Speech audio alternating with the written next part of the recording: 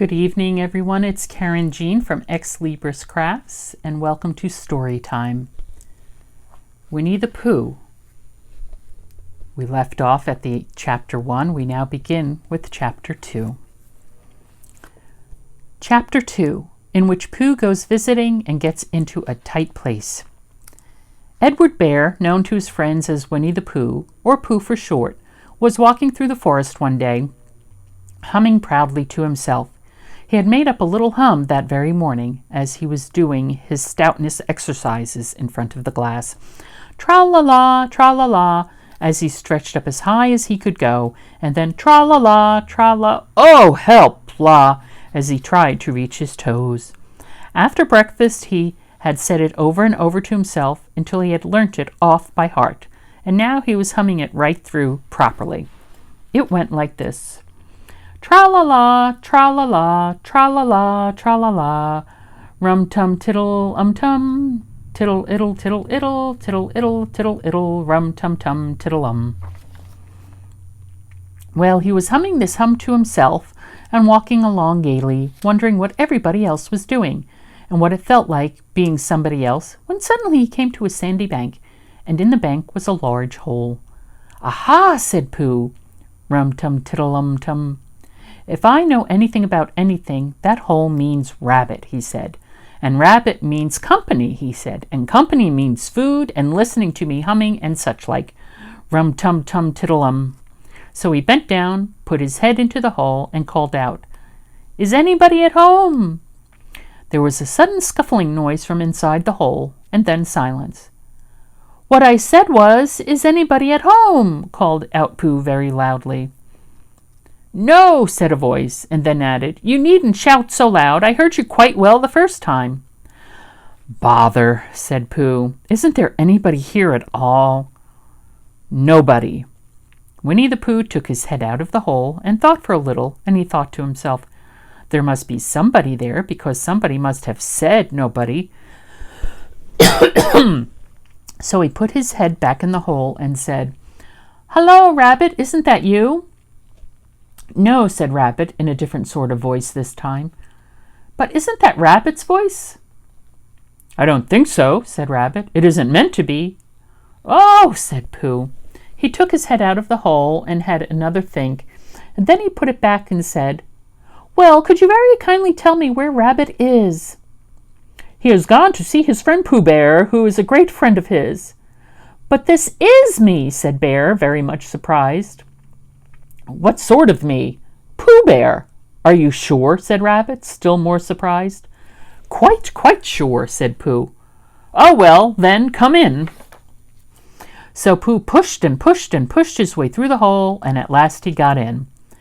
You were quite right, said Rabbit, looking at him all over. It is you. Glad to see you. Who did you think it was?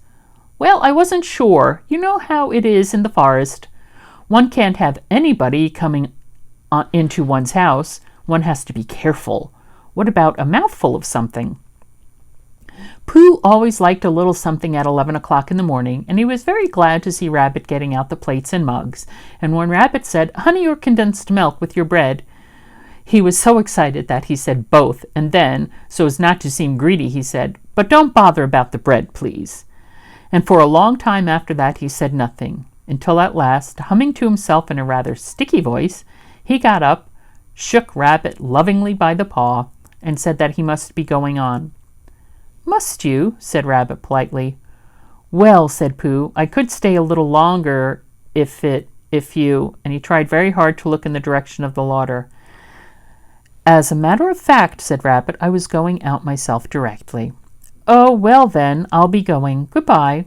Well, goodbye, if you're sure you won't have any more.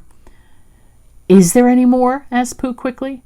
Rabbit took the covers off the dishes and said, No, there wasn't. I thought not, said Pooh, nodding to himself. Well, goodbye. I must be going on. So he started to climb out of the hole. He pulled with his front paws and pushed with his back paws, and in a little while his nose was out in the open again, and then his ears, and then his front paws, and then his shoulders, and then... Oh, help, said Pooh. I'd better go back. Oh, bother, said Pooh, I shall have to go on." "I can't do either," said Pooh. "Oh, help and bother." Now by this time Rabbit wanted to go for a walk too, and finding the front door full, he went out by the back door and came round to Pooh and looked at him. "Hello, are you stuck?" he asked. "No," Pooh said carelessly, "just resting and thinking and humming to myself." "Here, give us a paw." Pooh Bear stretched out a paw, and Rabbit pulled and pulled and pulled. "Ow!" cried Pooh. "You're hurting." "The fact is," said Rabbit, "you're stuck."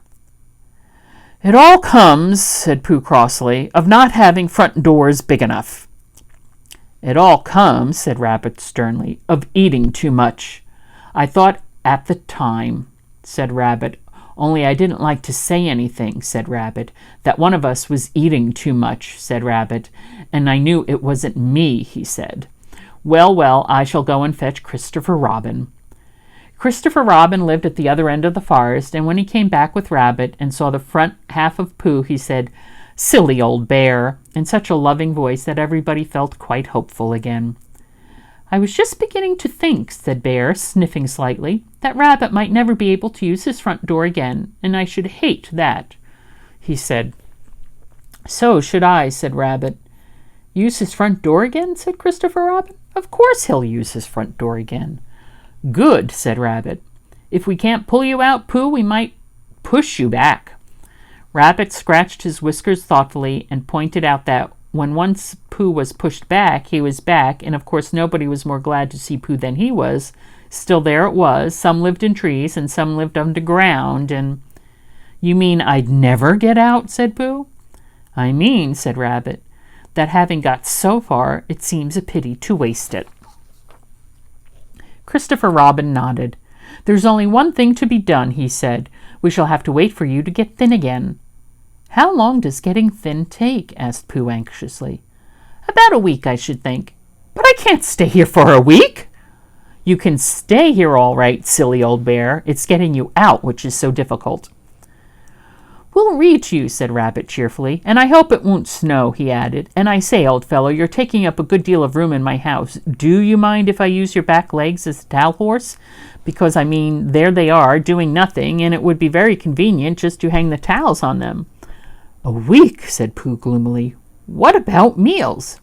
"I'm afraid no meals," said Christopher Robin, "because of getting thin quicker. But we will read to you." Bear began to sigh, and then found he couldn't because he was so tightly stuck, and a tear rolled down his eye, and he said, "Then would you read a sustaining book, such as would help and comfort a wedged bear in great tightness?" So for a week Christopher Robin read that sort of book at the north end of Pooh, and Rabbit hung his washing on the south end, and in between Bear felt himself getting slenderer and slenderer, and at the end of the week Christopher Robin said, "Now!"